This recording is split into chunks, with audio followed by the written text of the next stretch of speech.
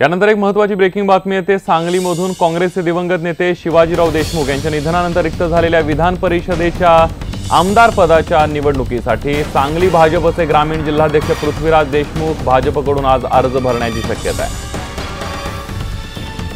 आताची सगळ्यात महत्त्वाची बातमी आपण बघतोय। काँग्रेसचे दिवंगत नेते शिवाजीराव देशमुख यांच्या निधनानंतर जागा रिक्त झाली आणि त्या ठिकाणी भाजपचे ग्रामीण जिल्हाध्यक्ष पृथ्वीराज देशमुख अर्ज भरण्याची शक्यता आहे।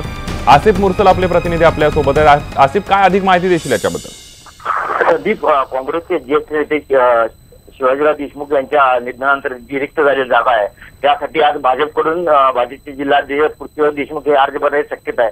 त्यांना तातडीनं मुंबईला बोलवून घेण्यात आलेलं आहे आणि आज दुपारी सूत्रांकडून माहिती मिळते की दुपारी 1 ते 1:30 दरम्यान ते अर्ज भरतील आणि अर्ज भरल्यानंतर ते समजा ते त्यांच्या जागी कोणी विरोधी अर्ज भरला नाही तर त्यांना बिनविरोध करण्याची शक्यता आहे। संदीप, अगदी धन्यवाद आसिफ तुम्ही दिलेल्या संपूर्ण माहितीबद्दल।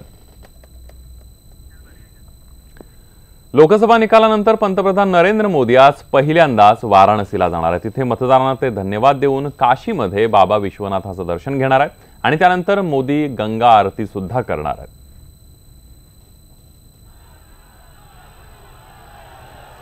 आपण बघतोय लोकसभा निकालानंतर पंतप्रधान नरेंद्र मोदी आज वाराणसीमध्ये जात आहेत। वाराणसी हा पंतप्रधान नरेंद्र मोदी यांचा मतदारसंघ आहे। तिथं मतदारांना ते धन्यवाद देऊन काशीमध्ये बाबा विश्वनाथाचं दर्शन घेणार आहेत। त्यानंतर मोदी गंगा आरती सुद्धा करणार आहेत। काल आपण जर बघितलं तर काल पंतप्रधान नरेंद्र मोदी हे गुजरात दौऱ्यावर होते, त्यावेळेला त्यांनी आपल्या आईची भेट घेतली, मतदारांचे आणि गुजरात वासियांचे आभार मानले, धन्यवाद दिले। त्याचप्रमाणे आज ते वाराणसीमध्ये येत आहेत। अरे सबसे मिलेंगे वो, क्यों नहीं मिलेंगे? यहाँ के मुख्यमंत्री, यहाँ का तो पहली बात तो वो है संसद, तो उनको मिलेगा नहीं कोई। इतना उनके लिए सब देख रहे हैं, सब लगे हुए हैं। बहुत अच्छा लग रहा है और मोदी जी दोबारा खुल के आए, वो जब तक रहे तब तक रहे यहाँ के प्रधानमंत्री। पूरी बनारस उनके लिए एकदम उनके लिए पाँव पर के बिठाए खड़े हैं। काशी के लिए जो बनारस के लिए मोदी जी कर दिए वो न कोई किया था और न कोई कर पाएगा। बनारस को बनारस बनाने वाले नरेंद्र मोदी जी हैं और हम सब सारे लोग बहुत खुश हैं और उनका काफी बेसब्री से पूरा काशीवासी उनका इंतजार कर रहा है। पूरा काशी बैठा हुआ है, आज बम बम बोल रहा है काशी। जब कहा जाता है तो आज बम बम मोदी बोल रहा है काशी।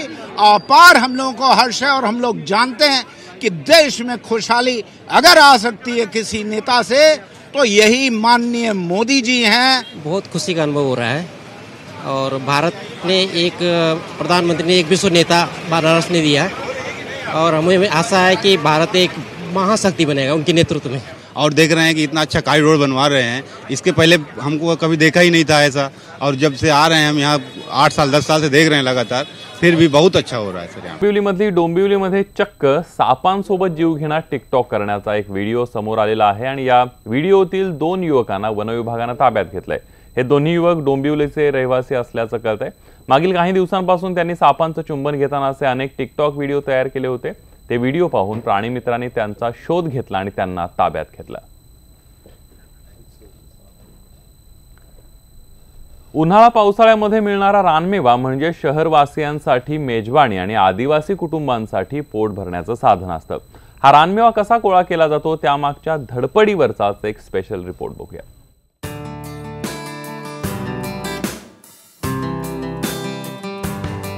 डोंगरची काळी मैना, गोड जांभळं, उन्हाळ्यातला हा खास रानमेवा। सध्या शहरातल्या लोकांना या रानमेव्याची चव चाखायला मिळते। त्यामागे आहे या आदिवासी कुटुंबाची मेहनत। मुंबई नाशिक महामार्गाला लागून असलेलं पडघाजवळच्या जंगलातून हे आदिवासी हा रानमेवा गोळा करतात। हा रानमेवा हेच त्यांच्या रोजगाराचं साधन आहे। पण हा रानमेवा तोडण्यासाठी त्यांना मेहनतही तितकीच करावी लागते।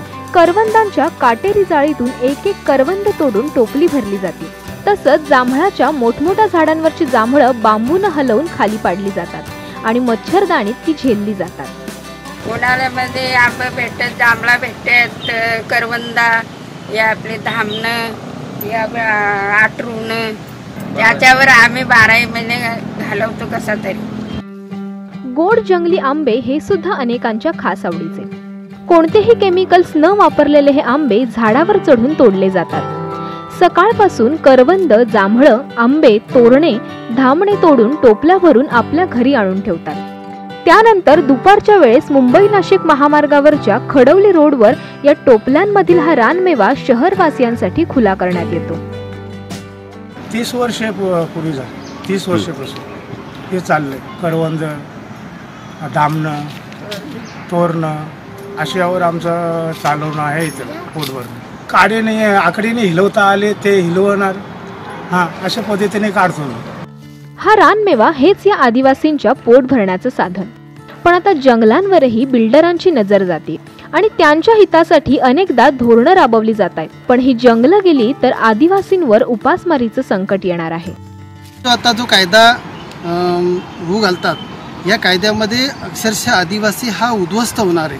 कारण त्यांच्याकडून जंगल काढून घेण्यात येतील आणि एक प्रकारचा या जंगलाचा ठेका कोणाला तरी एका कंपनीला किंवा देतील. त्यामुळं आदिवासींच्यावर 100% उपासमारीची वेळ आहे. कारण आदिवासी हा 12 महिने या जंगलावर त्यांचा उदरनिर्वाह होतो. सध्याच्या भेसळयुक्त जगामध्ये हा रानमेवाच निर्भय राहिलाय. तो आपल्यापर्यंत पोहोचवण्यासाठी या जंगलाचं आणि जंगलातल्या आदिम रहिवाशांचंही रक्षण करणं हे आपलं कर्तव्य आहे. रवी शिंदे, न्यूज 18 लोकमत, भिवंडी.